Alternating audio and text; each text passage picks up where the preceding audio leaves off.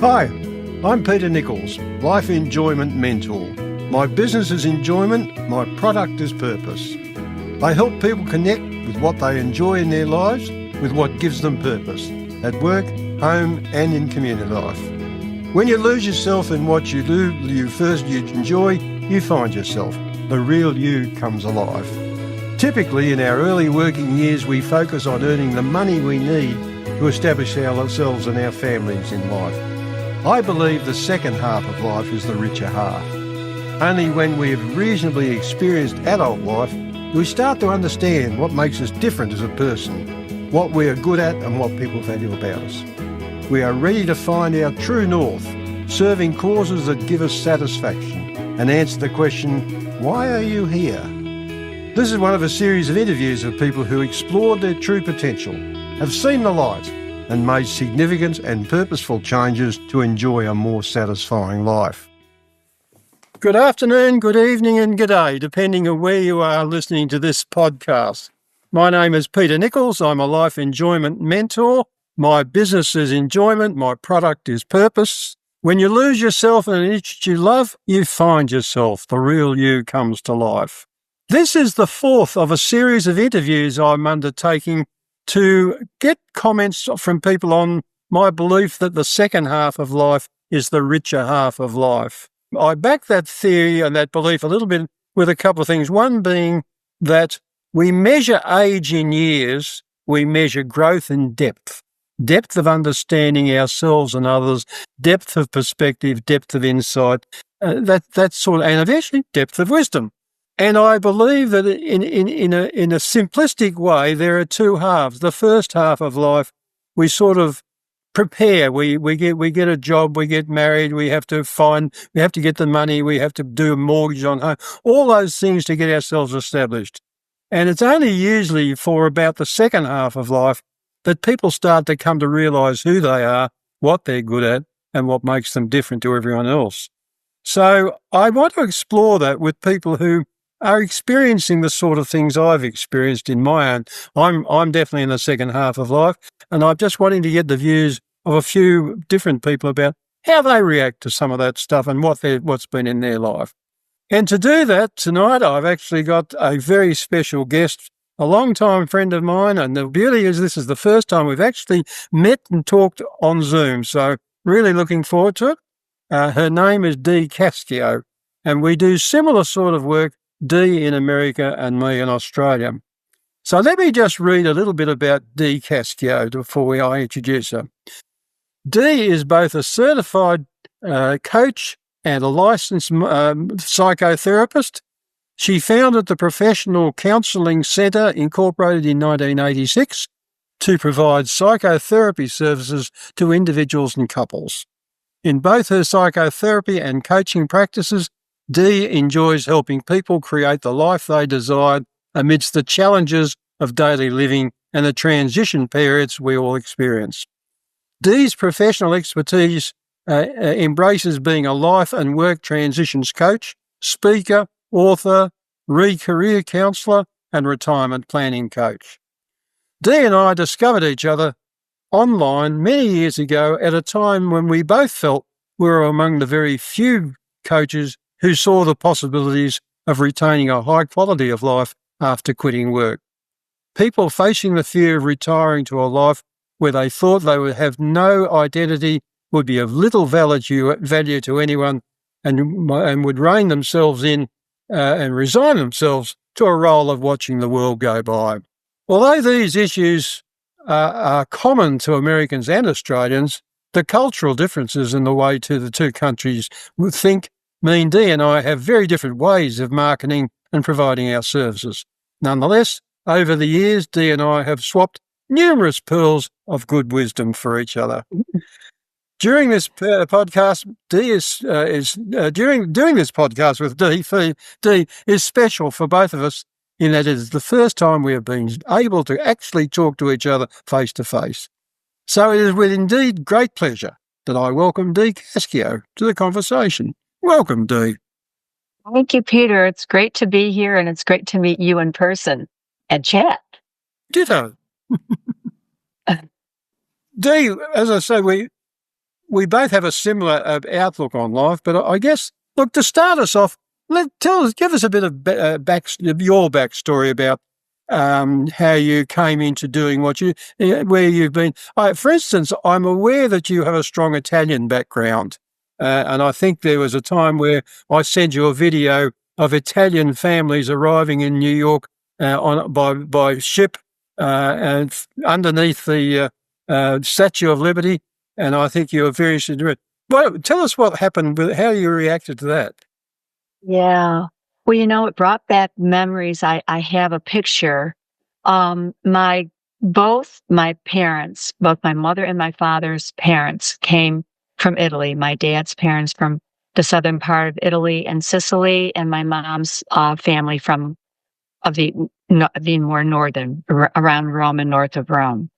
And there's a picture of my grandmother, my dad's mom, with 3 of her children on that ship. And, and they all came through Ellis Island. And so that's the way they did it then, right? Mm. And settled. I grew up in Elmira, New York, where my parents lived and where their parents had settled, and of a small town. And my dad had lots of siblings. My mother had 1 brother. And so we grew up with a lot of aunts and uncles and cousins, and that huge, sense of family. And, we got together a lot. It was a really great time in life. And it's the kind of thing, unfortunately, that as you get older and you live in different places, you lose that. And my siblings and I kind of created that for I have in Virginia where I live now. I have my brother and sister live there as well. So we're together. I have a brother in Florida. We have a second home in Florida. So we're keeping that going as much as we can. Mm-hmm. Yeah. And I have some cousins I still stay in touch with, but it was a good experience growing up. We had our challenges, but. So you were born in the USA, were you? Yourself? In Elmira, New York. Uh-huh. Yeah. We call it upstate. Yeah. Yep. So it's not in the city area. It's where New York is in the city, that part that dips down, and then when you come to the straight part, that's where I was. That's where I grew up. So, tell us a bit of your journey from those early days through to getting involved in what you do. You're doing now. Was it a big epiphany at some stage in your life, or is it something that sort of you gradually grew into through various experiences?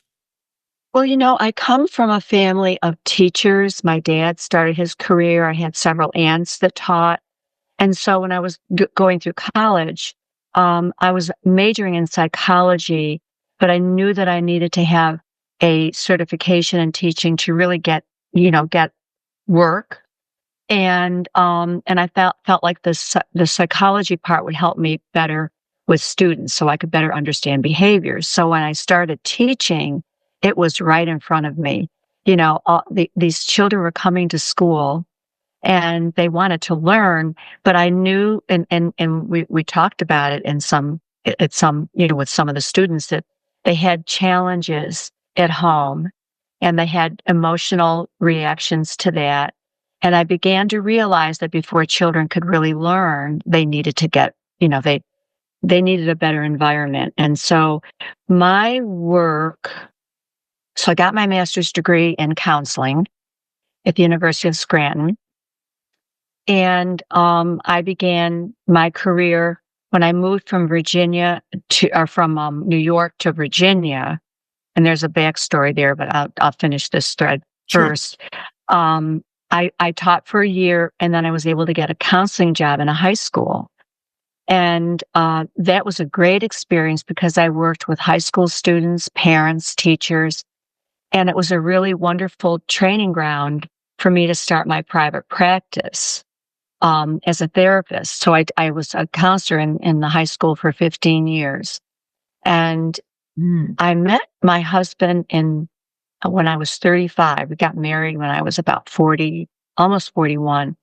So my husband was really instrumental in me having the confidence to be able to start my own practice. When you start your own business, I mean, there's a lot of uncertainty.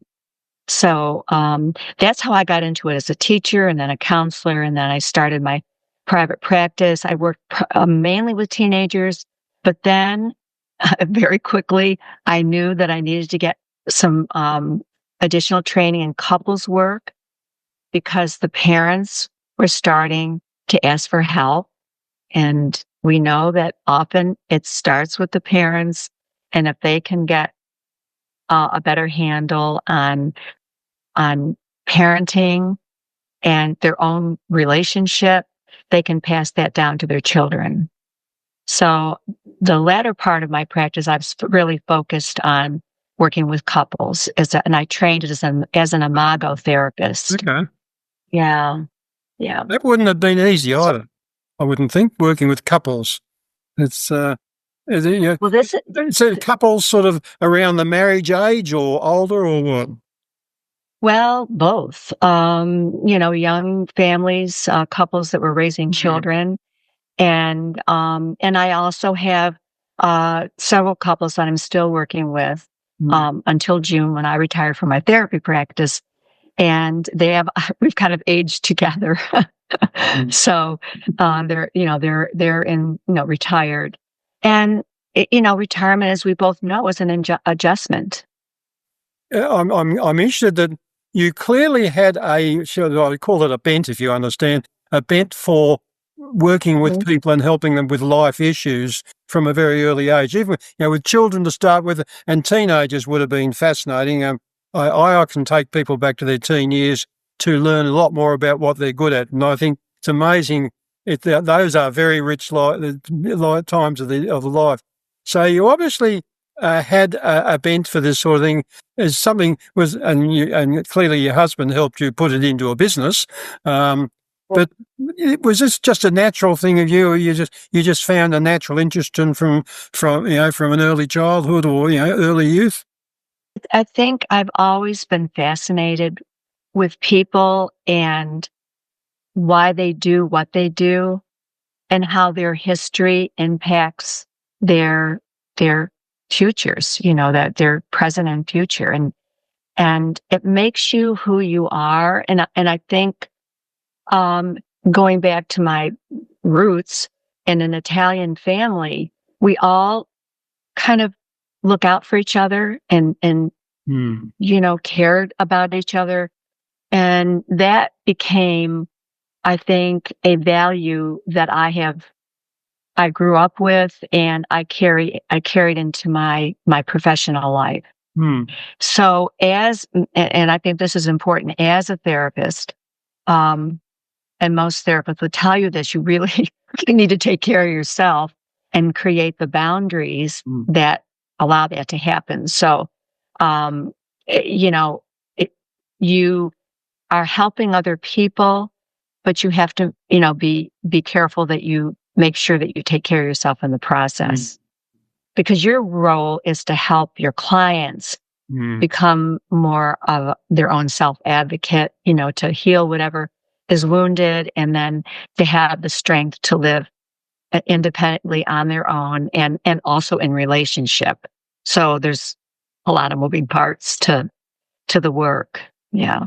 Yeah. So that really came from, I think, growing up in my family and having that need to be, to do something with my life that was really gratifying. And this work has been extremely gratifying. Yeah. I hear you loud. You know that feeling, Peter, right? You work I got that feeling from, just very quickly. My first sporting was my sporting career is in field hockey, which is not ice hockey but field hockey. At 16, I was already played a couple of seasons with a small club, and I was trying to encourage juniors to play senior hockey. And I couldn't understand why they all gave up the hockey at 16 and went on to other things. Then, of course, me just being a 16-year-old myself, it suddenly dawned on me that puberty had something to do with this, um, and that they were all deciding it was time for girls and social life, and give away the disciplines of a regular weekly sport and but Yeah. I think then just you're saying I was always asking why do they this. So I Mhm. relate totally to what you say there, Dee. Yeah. It's such a core part of what you and I both do, is asking Yeah. why you do this and what you get out of it and why you that type of thinking. Um, Yeah. it's now clearly I'd just like to pursue this in terms of your life journey because clearly you now like me we've developed, and that statement I used at the beginning, we measure age in years, we measure growth in depth of Yeah, I love understanding. that. That's It, great. it's just something that's so true, so reasonable. It's a True. very simple Yeah. statement, and I'm thinking in the work that you and I do, that becomes critical to develop a whole depth of knowing, of understanding what goes on in life, so that you can reasonably guide, not necessarily teach people, but guide them through their own Mm. transitions and difficulties and wants, because you've had some experience of life. So I guess what I'm interested in is, and you did talk about you've done you did some studies, etc. What else is significant in terms of you becoming a person who is interested in helping children through to what you do today, and how you develop that sort of depth of it all? Well, it's interesting as you're talking, it's starting with elementary school kids to teenagers to adults, um, and the life stages that we all go through, and we have certain things we do in each life stage, as you mentioned in your introduction. And I my interest really in coaching, I didn't even know there was anything like coaching until I met someone that was a coach, and we talked about it. And it was 5 years later that I took the training, and the training, I did it because I knew that at some point I would want to have more freedom in my career, to kind of position myself for how I was going to age and still stay present in my work. And so I thought, well, I'm going to take coach training and see what that's like, and maybe that'll be something that I can kind of ease into. And when I did that, it was my husband said to me one day, well, if you want to pitch it, everybody's saying pick a niche, and so I thought, he said, there's a big, huge wave of baby boomers coming down the pike. So, and I thought, well, that's a really good idea. Cause I was like, you know, right in the beginning of that whole movement. Mm, And, after World War II, all these babies were born, and mm, I was one of the first. And so I thought, well, this is really an interesting way to look at it. I can, provide that for people that are getting ready to retire, and find out what the issues are and learn more about it. And so I took additional coach training in retirement, a certification program, and then recareer certification. And so it was kind of organic, I think. mm. And Well, put it- and like we were talking earlier about, if we're going to do this work, we have to practice what we preach. mm, And during my coach training, one of the instructors said to me, because I was kind of at that transitional point where I was looking for something, which is why I was in the coach training. She said, what could you do where you could feel like you're on vacation every day? And that, maybe I think that may have been a piece of what kind of led me to this stage of life coaching in terms of retirement and after work. And even while people are working, what can they do to begin to prepare themselves to be in a different place in life where things aren't really structured? They're defined by the person mm. with no one telling them what to do. And so, yeah, it's it's been that kind of a, a Evolution realization. sort of thing. An evolution as much as anything, yeah. And I like the Yeah. word organic, because I think that's a good way of describing it. Yeah, I think for both of us, it seems like, because you worked in the corporate world, right? You worked in the business world. And It's interesting because, well, very briefly, I went through something of an epiphany in my mid-30s, where I was doing very ordinary government desk work, but I was very passionately involved in this sport of field hockey. And I was, by this stage, I was heavily involved in Canberra, in not only president of my club and captain of one of the A-grade teams, and competition secretary of the Hockey Association. I was doing all those things, and suddenly the opportunity came to make this a business. That the government were offering opportunities to become recreation professionals. Well, and I'm hearing a bit from what you were just saying. I did a recreation planning graduate diploma, and absolutely breezed through the course with flying colours. It was just, I found my niche, and I was on my way. And I'm yeah. something like that may have happened to you. I'm curious around what sort of age range you found this, do you desire to get into coaching? I think, gosh, I was in my late 50s, Oh, right. and yeah, it was my late 50s, and it was about, and I had been in my private practice for, let's see, probably about 18, 19 years. And, again, I've always been a planner, and that was another element of that decision-making process was, what am I going to do if I decide I don't want to be in my private practice anymore as a therapist, then I want to transition to something different. And that was perfect because you use similar skills. You don't do the regressive work that you do in therapy, but in coaching, you're using a lot of your communication skills. So, it worked really well. And you could probably relate to this, although you were heavily into sports early in your life. And I guess I did. I started exercising, running, and then walking, which I do now, and lifting weights. I've always been, active. We were talking about moving into this stage of life. As I was doing more of my training and beginning to work with clients, that's when I really decided, it was like an epiphany. Dee, you need to be practicing what you preach. You've always been really focused on your career. I married Tom, who had 3 children from a previous marriage, but I didn't have my own children. So that's why my career was I was really identified with my career. Yeah. And this really got me thinking about what else can I add to my life that will give me more balance.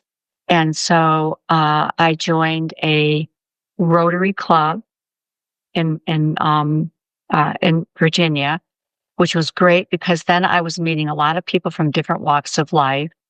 I started taking piano lessons, and that was fun.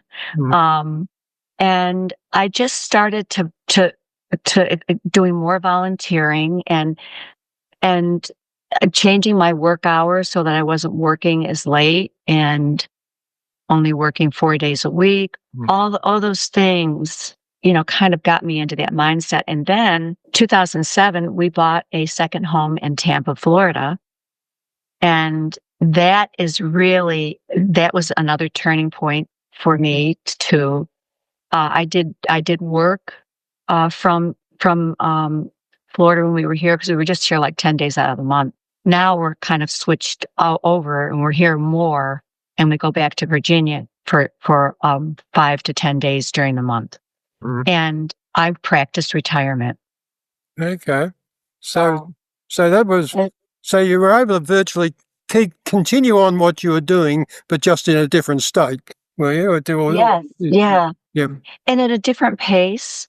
Right. I wasn't working the number of hours because I didn't want to. I knew I needed the breaks. And we were doing more, going to plays and going to the beach, and it was interspersed with, you know, clients here and there. Sure. And I began to experience the balance that I had always needed in my life.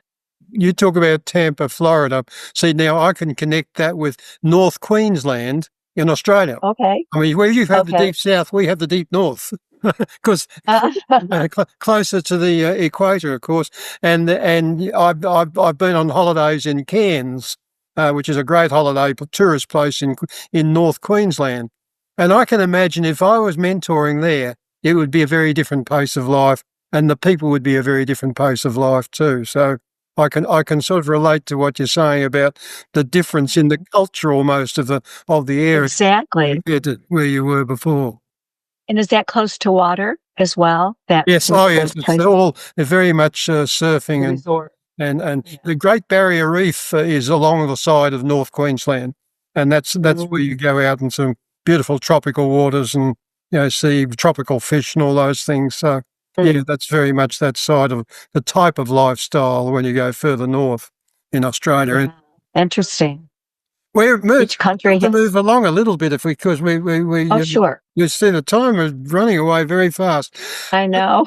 I'd like to sort of put to you a couple of the myths that you and I both have to deal with and get the response in terms of in relation to your own life. And the first one I've got in mind is this, what we've called the midlife crisis, where people around 50 mark say, look, life, I realise life is different. And I actually now talk about midlife awakening rather than midlife crisis. But there's this, Right. get these fear of, I'm getting old. I may not be working for much longer. I'm starting to have a lot of fears. And then you get stories of people who, leave their wives for a younger wife or buy sports cars and everything to try and make themselves feel younger. In your experience, when do you think midlife might be? It's a tough question because I think my generation, you're a little ahead of me, but not that far, it used to be like around 50. They always saying you're on the top of the spectrum here, looking down both sides. And I would say that midlife falls between 50 and 60, and that's quite a range. For some people, it might be a little bit earlier, a little bit later. Depends on your energy and your lifestyle and all of those things. But, and I agree with you, it doesn't have to be a crisis. It can be, and I think we need to make a more positive uh, frame around all of that in terms of, it's not something to feel down about. It's, this is a time of life when things begin to, hopefully if you have had kids, they're almost launched, if not, and you've got all this freedom. So what are you going to do with it? And some people don't know what to do with it. That's when I think it becomes a crisis. The kids are gone. What are you going to do? Well, you have to look at if you're in a relationship, looking at each other and going, oh, hello. It's been a while, and make sure that's why nurturing a relationship, a marriage is so important throughout your whole life, whether you're married or not, got a partner. It's important to really nourish that relationship because at some point your roles change and you've got to be prepared. So I would say, that's about the span. It's interesting that when we think now about we live. What do you think? But I'm just thinking, I agree with you. I endorse everything you just said. I think it's interesting to see now that our life expectancy goes well beyond the 60 and 70 now to 80 and 90 and even 100. And as such, so I've had one person I interviewed say somewhere between 60 and 70, quite candidly, and it's interesting how I think the views of that are starting to change to some extent. But let's because related to that is what I call the bell curve life cycle, where it says you get to 50 and then it's the downhill slide. And you just started to touch on it a bit there. And I think that's the other myth as far as we sort of say our life is over when it's half over, sort of thinking, which is you have now. Yeah, Obviously, I think we probably are on the same page with this too, because you derive, I mean, you're very, very active from our discussion with lots of different things you're doing. And I think the more you can embrace life and use your life experience, your wisdom, your skills to better your world and your environment, that really, I think, expands life and so you're looking forward to it and not dreading it. We're not going to sit here and say that there aren't aches and pains, right? I mean, I just had back surgery a couple of years ago, and it's you live with whatever it is that comes along. And luckily, there's so many medical advancements in today's world that we can live longer lives. Yep. My husband's had some heart issues, and there are these valves that can be replaced. And in my family, we've had like three family members in the last year and a half have knee replacements, and I had a friend that has shoulder replacement. I mean, we are blessed to have these kinds of medical advancements, so we can live a lot longer. I light up the lights at the airport. They've got 2 knees and 2 hips. Been done over about 15 years, not all at once. It's Sure, you're yeah. right. You can keep doing what you're doing. Yes, exactly. And the We just have third to integrate those parts. yeah, We just have to integrate those parts. replace the parts for new ones. Yeah, actually, I know that the doctors said to me, the surgeon said, you're not sick. You've just had a bit replaced. Which I think is an interesting way of putting it too. And the Got third to keep the sense of humor. Sorry. Got to keep the sense of humor. You do, yes. Well, that's so important. Absolutely. The third one, of course, is ageism, which is a constant battle. I'm aware, I don't know if you follow any of his stuff on LinkedIn, but Carl Honore, who wrote In Praise of Slow, is a great advocate of, I think he might be Spanish by birth, but he lives in England now. And he's a great advocate of, age is a wonderful thing, not something to be, but we still have this fear of ageism, and we get branded because of our age. What's been your experience in that personally? Personally, I might have a bit of a blind spot, and that is because I guess when you feel young, you don't think about age.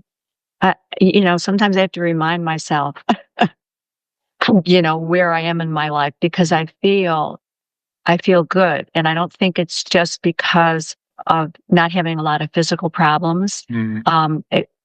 It's because I look forward to life, and I'm embracing it for where I am and what it is. So, I do think that ageism is alive and well in the workplace, unfortunately. And I think that it makes it hard for people that do want to continue to work in their profession to do it, feeling like they're still valued.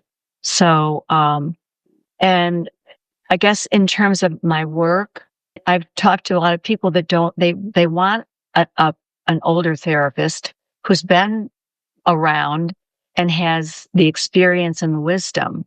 So, a younger therapist and or coach can maybe relate to different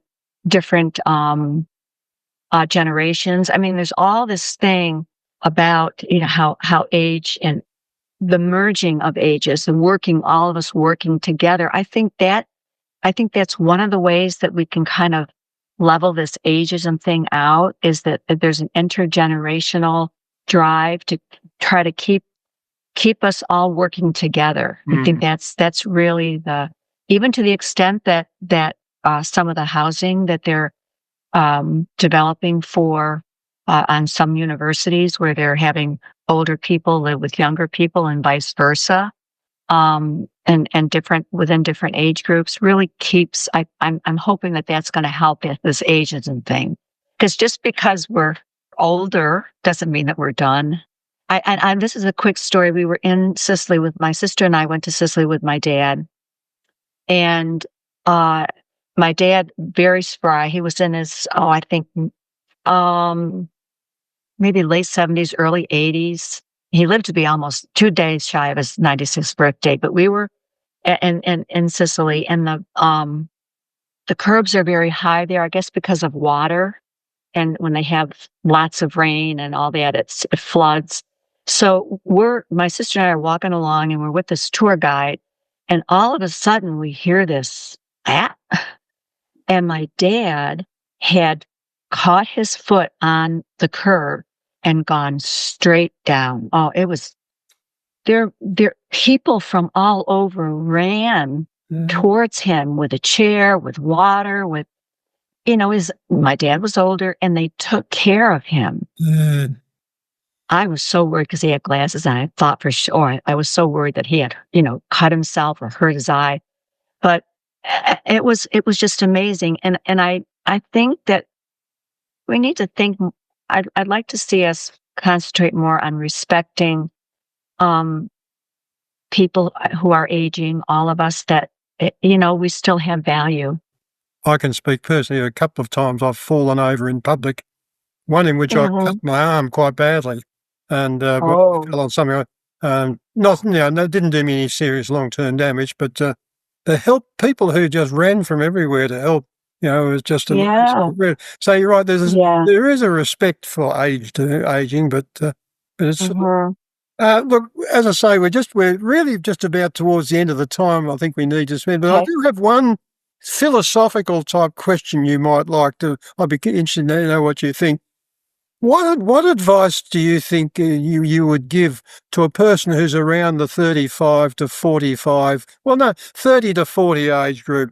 What advice would you suggest, or what would you say to them about what life after 50 is like, and should be? What's a good message for them about life after 50? When you ask, what I first came to mind when you were asking that question was, it's a lifelong challenge, I think, for all of us. But I would say to them, make sure that you balance your life so that work is a part of it, but doesn't consume you. So that as you move through your life stages and you reach a point where you want to, think about not working anymore or working differently, you are in a really good, solid place that you have identified, not just with work, but identified with all the other aspects of you that may be developed or may be underdeveloped or not developed. There's a lot of things that I think get pushed to the peripheral of our lives because we don't have time to focus on them.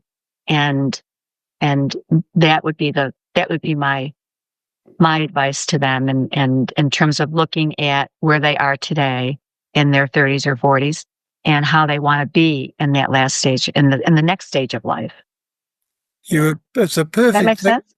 That's a perfect example of, that you've spoken with a greater depth, a greater sense of perspective, greater insight rather than information. I think, and certainly a great deal of wisdom in what you just said. Dee, that's wonderful. Dee, we're going to have to halt it there. I think we've, except the only thing I would ask, is there something that you would have liked to have said that didn't come up in any of the discussions? Was there any particular thought that you would like to leave with? And you don't have to, but by all means, here's a chance to say something we didn't cover. Well, I don't know that we focused a lot on relationships, and I would say that I think most importantly, because we have an epidemic of loneliness worldwide, yes, that we all really, whether you're introverted, extroverted, and introverts have to work a little bit harder at this, but to really make sure that you nurture and maintain and respect the relationships in your life. you are well connected. Connection, huge word, connection. Yeah.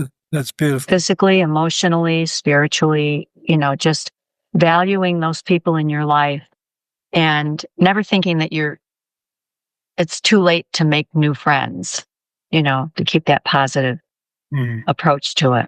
Great thoughts there. Dee, it's been lovely. I've thoroughly enjoyed this conversation and looking forward to playing it all back later at some stage to redigest some of the things that you had to say. Thank you, Peter, for the opportunity. It's a really great pleasure. Thank you, Dee, for agreeing to come on. And ladies and gentlemen, that's where we'll end this particular podcast. This is Peter Nichols, and I'm hoping you might be able to tell other people about this podcast when it comes out. And I invite you to be able to come in on the next podcast. I hope to do 2 more on this line.